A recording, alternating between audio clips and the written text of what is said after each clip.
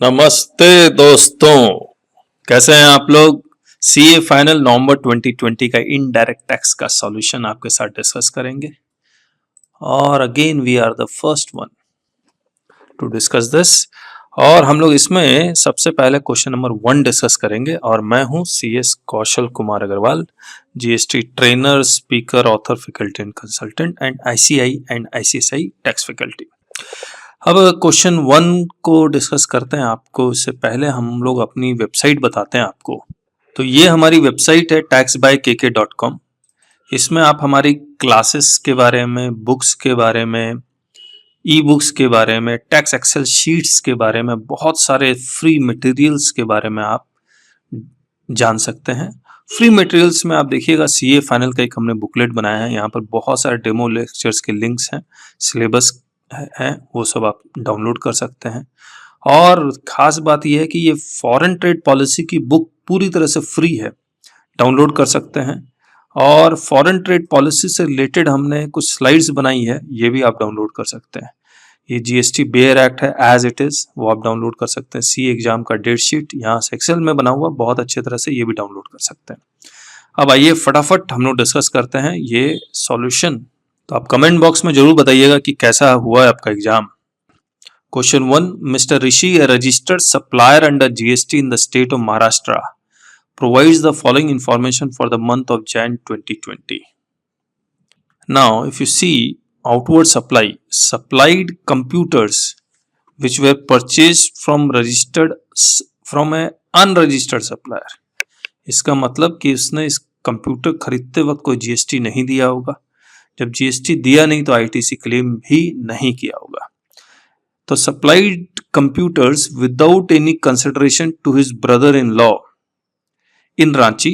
और ये जो हेड नोट है ये हमने लिखा है, तो वो अभी बताएंगे। Supplied computers without any consideration to his brother in law in Ranchi, market value of supply was 62,000।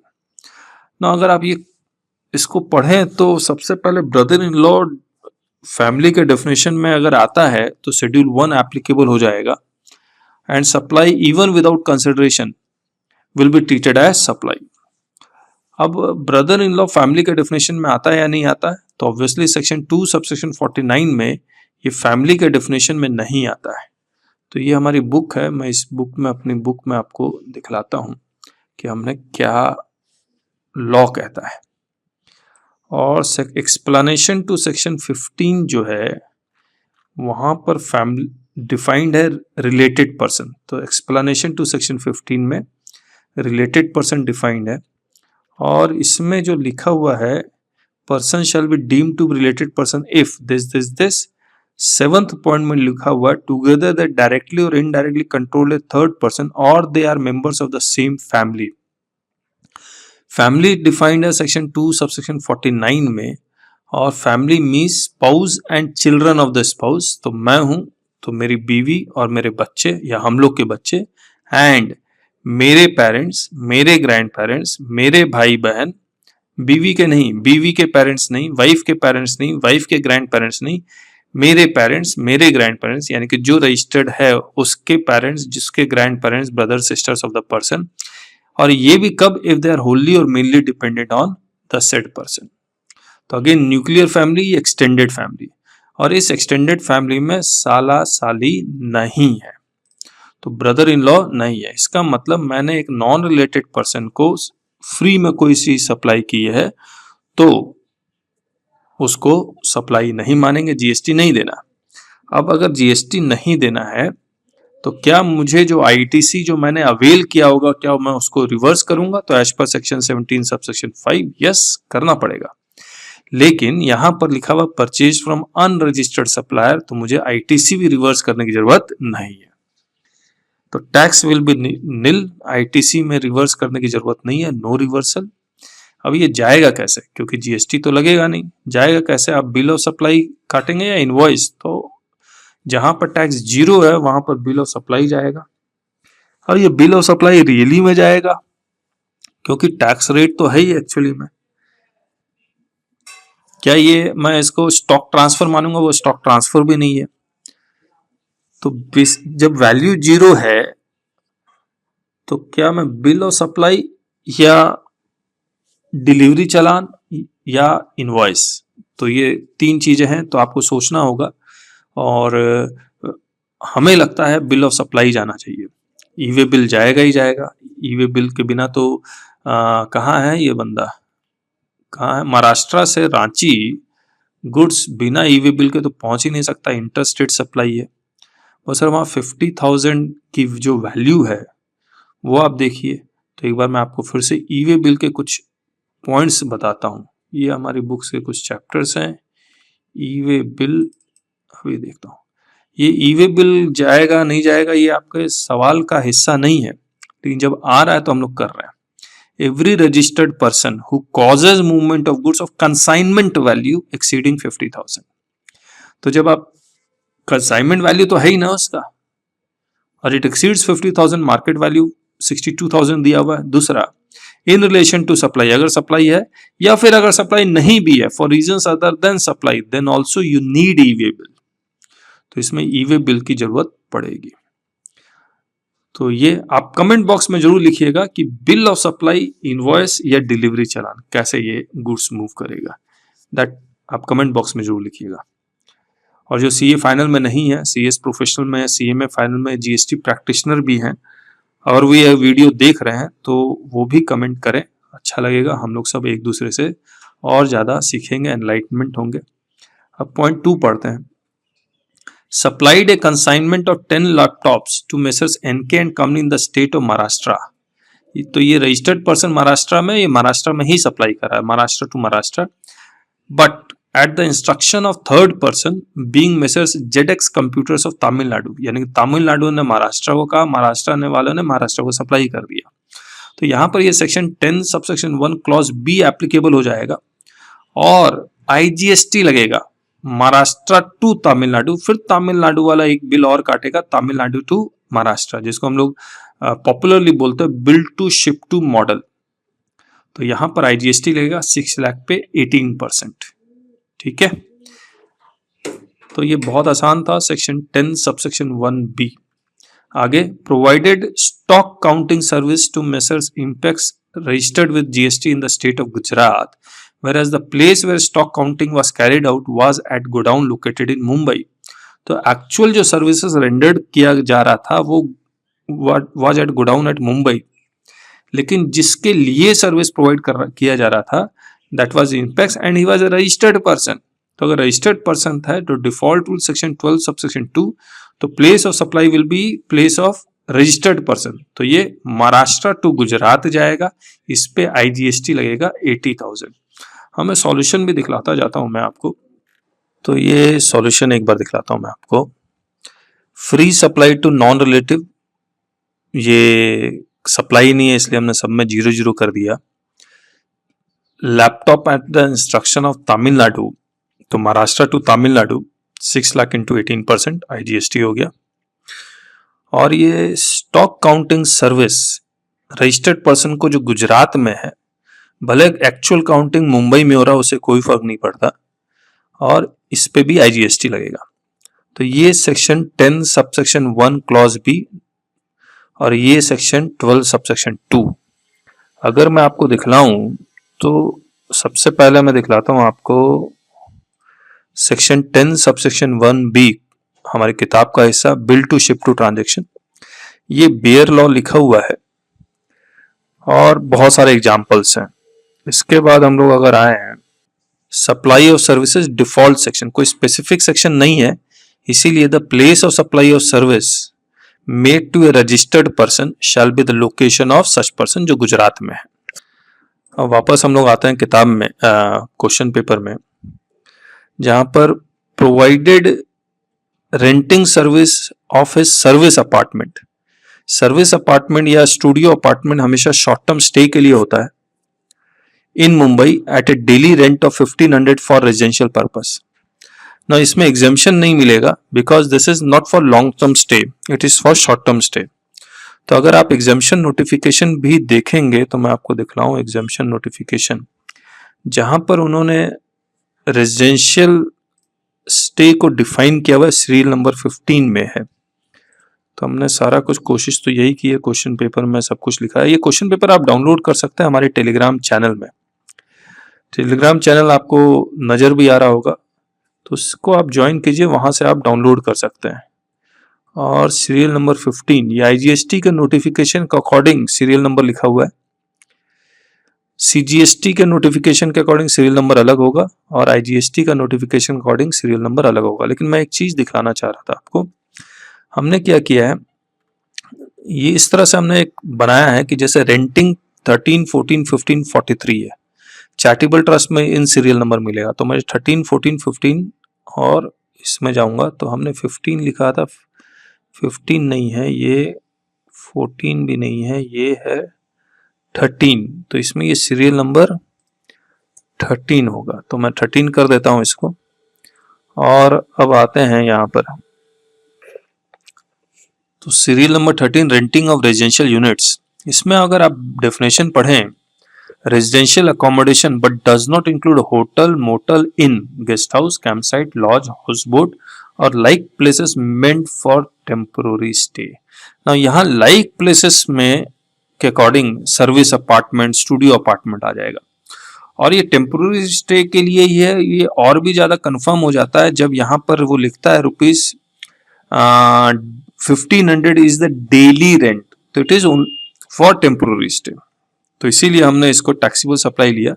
January month का है तो 31 डेज है, तो 1531 हम मान के चल रहे हैं कि पूरे दिन वो लेट आउट ही था। और रेट हम लोग मुंबई में है, प्रॉपर्टी अकोमोडेशन है, इमोल प्रॉपर्टी है, तो Maharashtra to Maharashtra CGST SGST लग जाएगा। तो हमने CGST 1500 इंटू 31 इंटू 9% इंटू 9% 4185 आ गया। इसके बाद recovery agent services provided to messrs Apex NBFC है इन दिल्ली। तो मैंने एक रजिस्टर्ड पर्सन हूं मैं, और मैंने और एक NBFC को एक रिकवरी एजेंट की सर्विस प्रोवाइड की है। तो ये रिवर्स चार्ज में, तो मैं इनवॉइस तो काटूंगा लेकिन उसमें टिक लगा दूंगा कि रिवर्स चार्ज में है। तो मुझे कोई पेमेंट नहीं करनी है, सामने वाली पार्टी पेमेंट करके वो अपना क्रेडिट ये सब क्लेम करना वो क्लेम करेगी। तो not taxable in the hands of provider, तो इसीलिए इसको हमने टैक्स नहीं किया।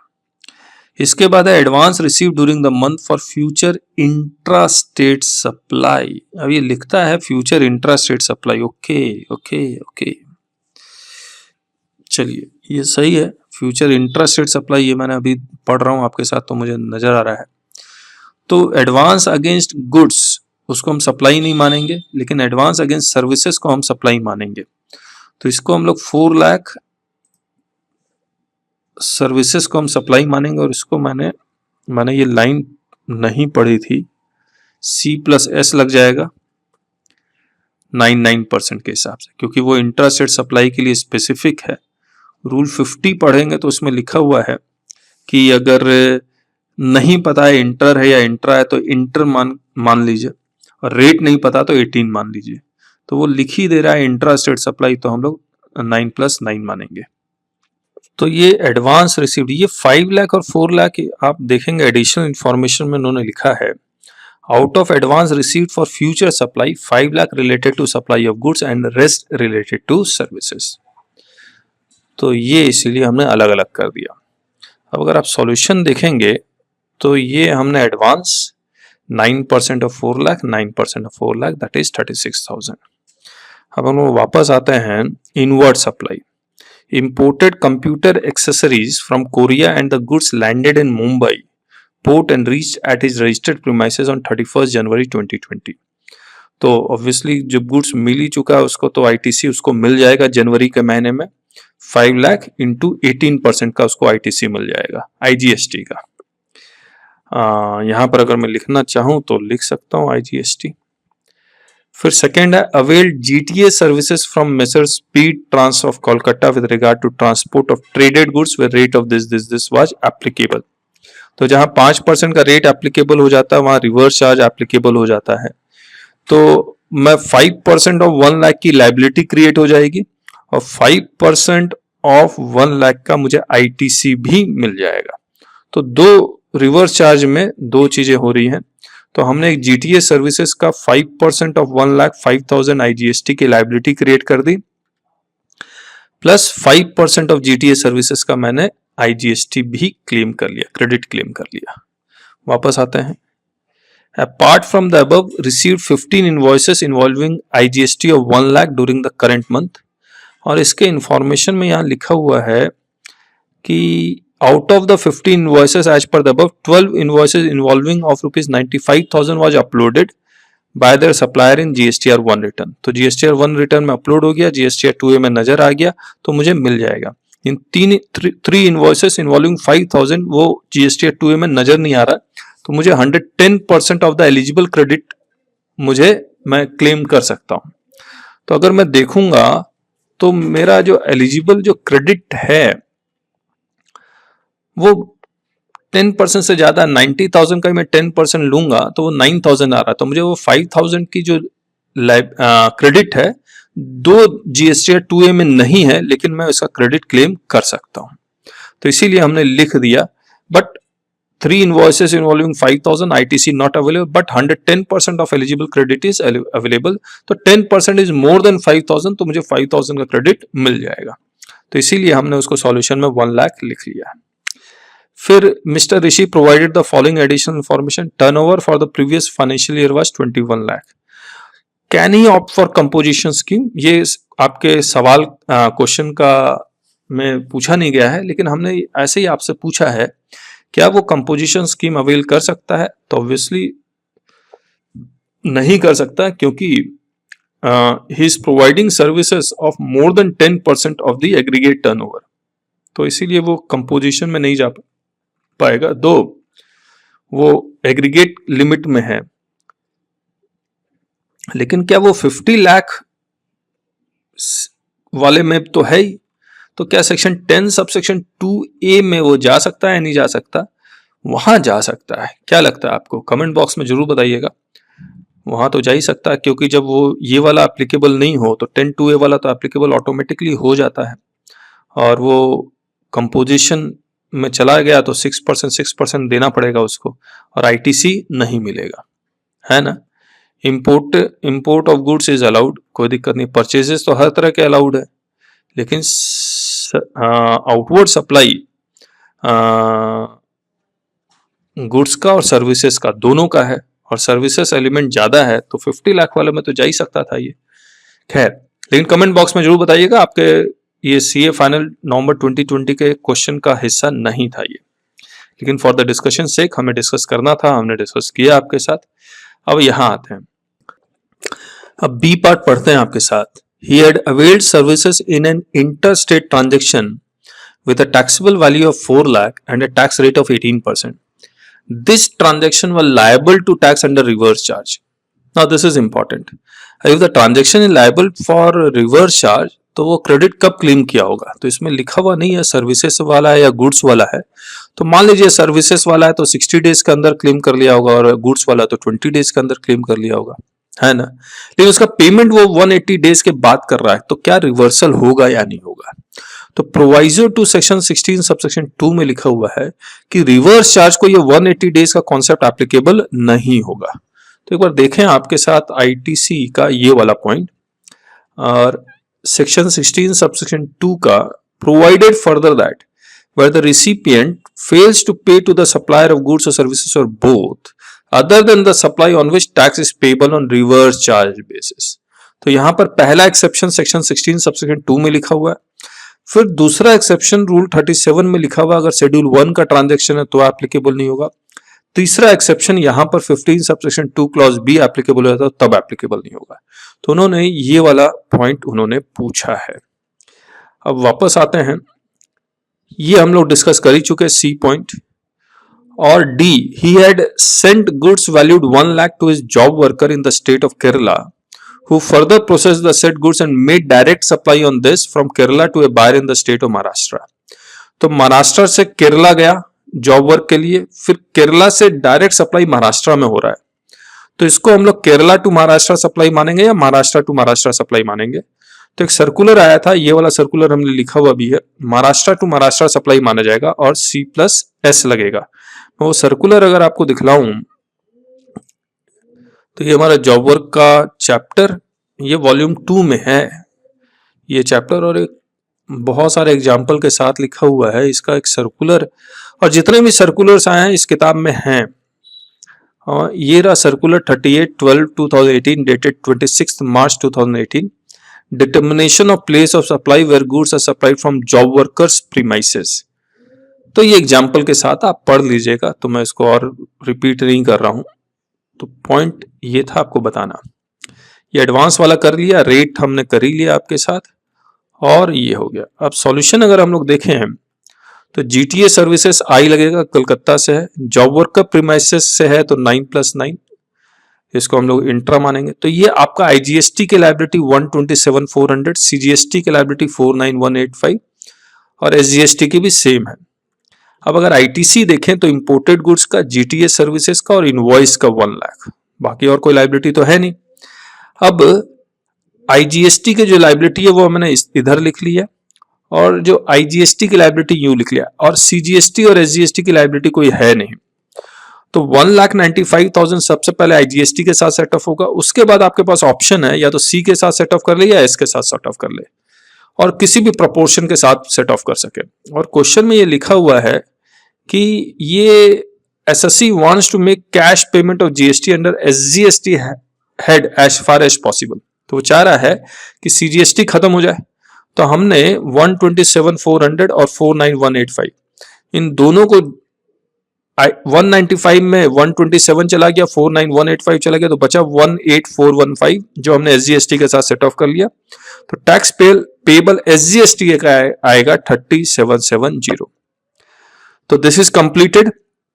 आप ये जब पूरा वीडियो रिकॉर्डिंग हो जाएगा तो ये हम जो क्वेश्चन पेपर है विद सॉल्यूशन आप डाउनलोड कर सकते हैं हमारे टेलीग्राम चैनल से, और हमारी वेबसाइट विजिट करना मत भूलिएगा taxbykk.com, जहां पर बुक्स और क्लासेस के बारे में भी आपको बहुत कुछ जानकारी मिलेगी।